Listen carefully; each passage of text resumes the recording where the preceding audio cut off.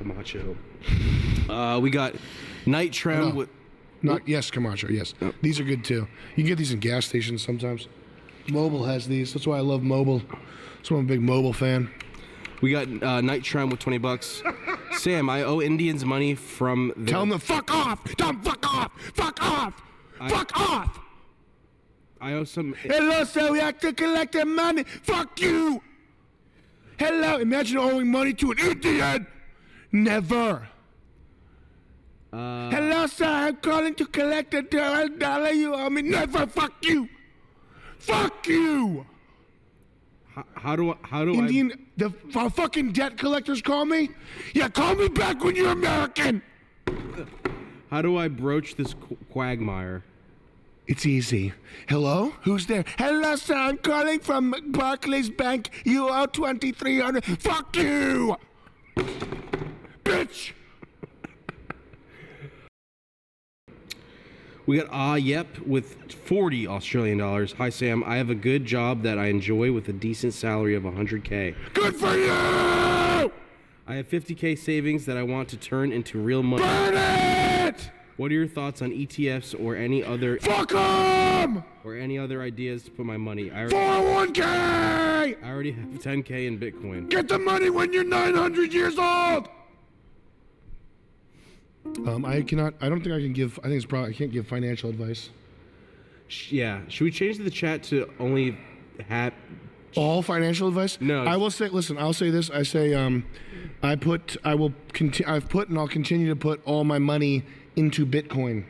Bitcoin. And I think conceptually, I am. The important things are. Michael Saylor talking about Amazon stock. I'll just briefly encapsulate. Here we go, right here. Michael Saylor talks about Apple stock in 2012, and his point, what he's talking about, he's talking about stocks, companies, technologies, whatever, where there's S-curve adoption. And what S-curve adoption is, you start down here at 0. It stays very close to 0. It's almost nothing. There's almost no activity. You've got a little bit of activity with early adopters, and then once the thing is once the thing is proven, whatever, you have this growth that looks like exponential growth, and then what it does is at the top it tapers off. That's why it's called an S curve, like this. It tapers off once the niche has been filled. Like once everybody who could possibly ever own an iPhone has an iPhone, your niche has been filled. And yes, there's like 1 billion people in Africa who don't have iPhones, but it's like if we were to like the distance between right now and everybody in Africa having an iPhone, that distance time-wise and also the amount of like income that would create is not really, it's not the same as Apple's run up from the beginning to now, which and what Michael Saylor talks about a lot is in those early phases. I mean, right now Michael Saylor, he's like a Bitcoin evangelist, which I'm not saying to go watch his Bitcoin videos.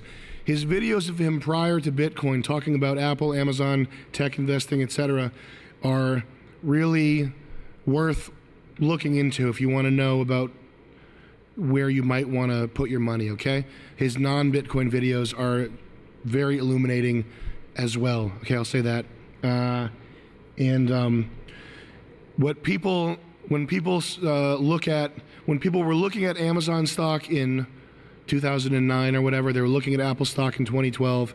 They were looking at Bitcoin now and a few years ago. They were looking at this volatility, and volatility, like if the product is an obvious, what Peter Thiel calls a 0 to 1 product, like it's 0 to 1 means 0, there's none of it in the world. 1 is the invention of the first iteration of it in the world. And like globalism is focused on going from 1 to 100, taking taking the iPhone that already exists and duplicating it 100 times so that everybody in China can have one. That's 1 to 100. That's globalism. But like actual innovation is 0 to 1. Is thinking of where there's. I'm sorry for rambling with this. Whatever. You know, this is what you're interested in anyway. What was I saying? Oh yeah. So going from where there's nothing to where there's something, that's where the actual innovation takes place. And when that innovation happens, when you go from 0 to 1, there's always volatility because the market is trying to figure out like how legit the thing is, what it's worth, etc. But there's a period where to insiders and even to laymen, even to laymen with enough kind of like layman knowledge in various fields to piece together the truth, there's a period where it's obvious there is a clear category winner, but the market is still fucking around trying to figure out who the clear category winner is. But to anybody who knows how a fucking computer works, it's obvious that the iPod beats the Zune.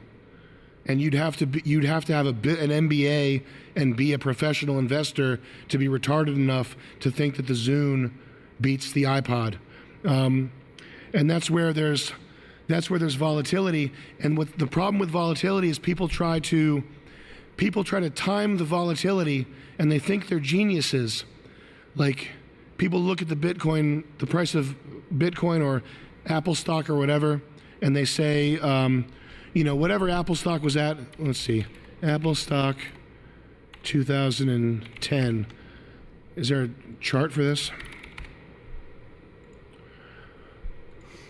So people will be like, they'll be like right here, 280, and they'll be using their past history. They'll be like, they'll see that it's at an all-time high, and they'll just go like, it's almost like a fucking, it's the way a fruit vendor looks at the way things should be priced. Mm-hmm. Like these plums, you're telling me $45 for a plum? This doesn't make sense. Apple stock 280, but it was 200 a year ago. It was only 200 a year ago. Why would it be 280? And then, I mean, now the market cap, so after multiple splits, if you had invested in 2010, Apple stock in 2010, calculate what it's worth, or Apple market cap 2010. So you would have 10x'd your market cap now. Yeah, so if you had just bought in 2010 when it was at the market cap was 300 billion, now the market cap is 3 trillion, you would have 10x'd your money. But it's hard to do that at the time when the stock's going like this, and you're thinking, "Oh, I'll buy." This is not interesting to people.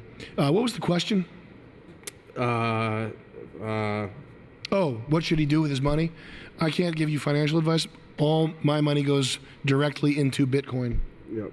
And the other person that I think is conceptually correct a lot of the time is the meme lady, Kathy Wood.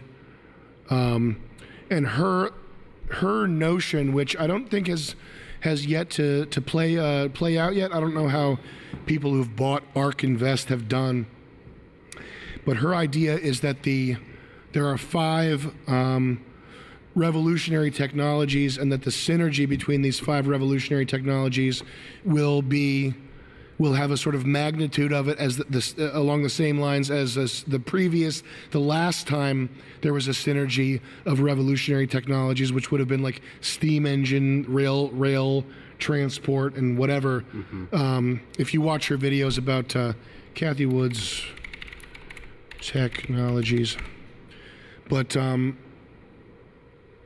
yeah, you're gonna have to search for it. But that's her idea, is that AI, gene editing, blockchain, and there's 2 other things that she talks about that the synergy between these things is going to absorb a lot of money, which I think is conceptually makes sense to me. Although I don't think her ARK Invest ETF is doing well, but I haven't checked in a year, so I don't know. We got your Liz friend with $20. Hi, Sam. And sorry, that was a big waste of time, guys. I know that was kind of rambling here. I was supposed to be playing fucking Fallout.